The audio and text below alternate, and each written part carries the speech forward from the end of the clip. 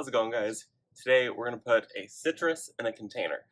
I really like growing citrus in containers. I did it at our old house and they do absolutely beautiful. So I have a dwarf Meyer lemon tree and we're going to grow it in this pot right here. And it's just going to stay on my patio and I'm going to be able to enjoy lemons without having to deal with an absolutely massive lemon tree. So let's kind of go over what you need to know and what you need to do in order to grow a lemon in a container. So first thing that I want to talk about is drainage. That's super important for growing any type of citrus in a container. When you're growing citrus in containers like this, they need to be able to wick away the moisture. That's why I prefer terracotta. It won't keep the lemon tree in a super moist condition and it will be able to just wick all that extra moisture away. And I do have a drainage hole right here on the very bottom also. So if you have a container that doesn't have drainage holes or that just has one or two little tiny holes, make sure you add a few more. That way it's not sitting in bog type conditions. You really want this to be able to drain. They like to be wet, but they do not like to just sit in moisture. We'll be hooking this up to a drip irrigation, so that way I can kind of set it and forget about watering it. I'm really terrible about that. Our drip irrigation does go off twice a day, and I'll probably put a 1 gallon per hour emitter on this lemon tree. The next thing that we're going to talk about is making sure that you pick the right lemon tree or the right type of citrus for your container. This lemon tree right here is an absolute beauty, and I made sure that I picked a dwarf variety. So that means that it has been grafted, and you can see there's a graft union right here. This is the Meyer lemon, and then it's been grafted onto a rootstock that is not nearly as vigorous, and that'll keep the Meyer lemon in check. So it's not going to grow absolutely massive. It's not going to be a 20-30 foot tall tree, and I can keep it in this container for so much longer. So making sure that you pick the right type of tree for where you're growing it and how you want to grow it is super important. Another thing is also making sure that you're not picking a variety that needs two in order to pollinate. Meyer lemons right here, this one is a self-pollinating. There are only a few types of citrus that do require another type of citrus plant in order to pollinate and bear fruit for you. For me, that really wouldn't even be an issue if this one wasn't, because my next door neighbors 15 feet away, they have a lemon tree and an orange tree, so I would be good that way. But making sure that you look up and see if you need something that is going to pollinate the type of tree that you're buying. The next thing that I really want to talk about is fertilizing your lemon tree. I specifically use this right here. This is Citrus Tone by Espoma, and I prefer to make sure that I'm using a feeding that is formulated for citrus specifically. This one, I will use it twice a year. I will use it in the springtime before it has flowered to give it a good production, and then I will feed it again at the very end of spring, early summer, to continue to help growth with the actual fruit that I'm growing.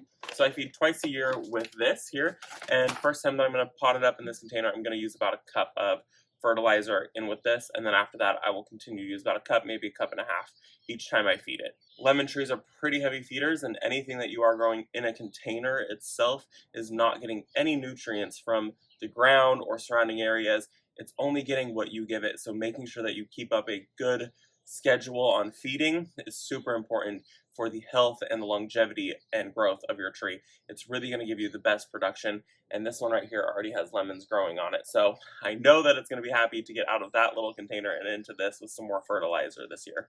I know a lot of people want to be able to grow citrus of any type, but their growing zone just doesn't allow for it. Meyer lemons, this is the zones 8 through 11, and that's pretty true for most citrus in general. So growing it into terracotta pot allows for people that are in those colder zones to be able to grow any type of citrus that they want. So while I'm a zone 9A and have no problem leaving my citrus growing out, and I could even put it in the ground, I don't have room for a 15, 20, 30 foot tall fruit tree. So keeping it in a container and buying a dwarf variety is absolutely perfect. If you're in a colder zone, what you can do during the winter months is bring it into a shed, bring it into your garage, bring it inside. So picking a container that is good sized for that and that is lightweight. Like I said, I'm using terracotta. It's a little bit more heavy, but mine will be staying out year round. So you could use something that is a plastic if you like the terracotta look. They make really nice plastic ones now that look just like terracotta, or a decorative pot, or whatever you so choose. as long as you're able to move it in during the winter months. It's definitely one of the main benefits of growing citrus in the container is for people that are in those colder zones, though, to be able to get lemons, get oranges, all that citrus that you want to be able to grow. Let's go over planting now. I use a potting soil, so that way it retains moisture. Like I said, I do water twice a day, but we're a very dry and hot climate here in Northern California. So terracotta will wick away any excess moisture. As far as potting soil goes, I'm going to be using the Fox Farms Happy potting soil.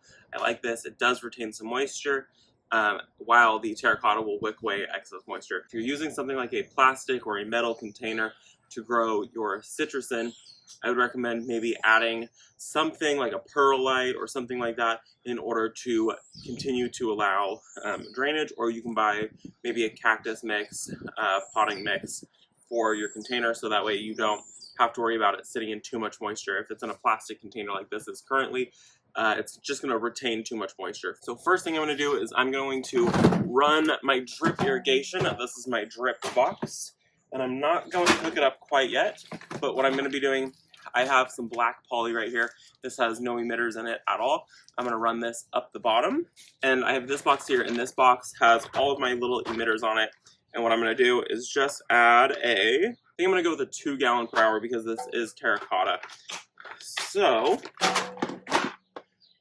let's just go ahead and run this up the bottom.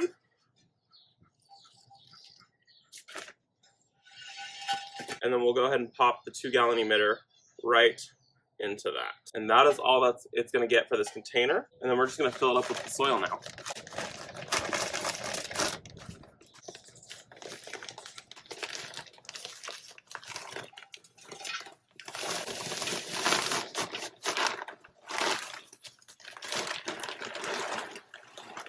When filling this up, we really want to make sure that we fill the entire container up with soil. We don't want to add extra things to the bottom. I've seen people add plastic bottles, rocks, all those things. That's really just going to take away from the reservoir of your plant. Yes, you saved a few bucks on soil, but honestly, the nutrition that you're pulling away from it, the reservoir, you're just going to end up having to repot your citrus container that much sooner because it's not going to have that much root growth. I make sure that I fill this all the way from the bottom to the top, and then I dig out a well here in the center like I'm doing currently. So now that I have a little bit of a well dug, I'm gonna go in with the fertilizer. You can use whatever you want, but I really do prefer to use something that is specific for citrus. It's going to give the best shot, and it's formulated specifically for what this guy needs here. So we're gonna go in with about 1.5 cups. There we go. I'm just going to kind of lightly mix that in to the wall and in the bottom of that. And then after that, I'm just going to pop that out of its container there, put it down there. That is a perfect fit. So one thing that we are going to do also is there are some aerial roots right here on the top. We're not going to cover those too much. Those are what are helping feed this citrus. So I'm going to backfill, so making sure that all these little roots that are right here, these are all feeder roots, and we're just going to barely even cover those at all. Not going any higher on this trunk than it already came in. So we're just going to leave it just like that, barely covering any of that right there. For those of you that are growing citrus in containers that do need to bring it inside or somewhere more protected during the winter months, giving it supplemental light is super important. There's all kinds of different options. One is if you have a south-facing window, putting it somewhere where it's getting the most bright, direct light possible, and making sure that you are rotating it on occasion. Otherwise, you're just going to have a full plant on one side and a totally bare plant on the other side. So rotating it every couple weeks will really help with that. Another option is getting a pendant light or a grow light of some sort. There are some really, really beautiful options now. Just a few years ago, there wasn't really anything out there. There's all kinds of like beautiful pendants that you hang from the ceiling, or there's grow lights that are on stands that are really beautiful. I will make sure to link a couple of those and the fertilizer in the description down below. Easy for you guys to be able to find. giving that supplemental light time during those winter months, that was really, really important. It's going to keep your plant alive and really happy, making sure that you're continuing to water it. It's going to be even less though during those winter months because obviously everything is so much cooler. And if you are bringing it inside, you want to make sure to keep it away from an air vent. You don't want hot air blowing directly on the leaves of this plant. You're just going to cook it and fry it. So basic care from this point on is basically making sure that this thing is going to get as much sun as we can possibly give it.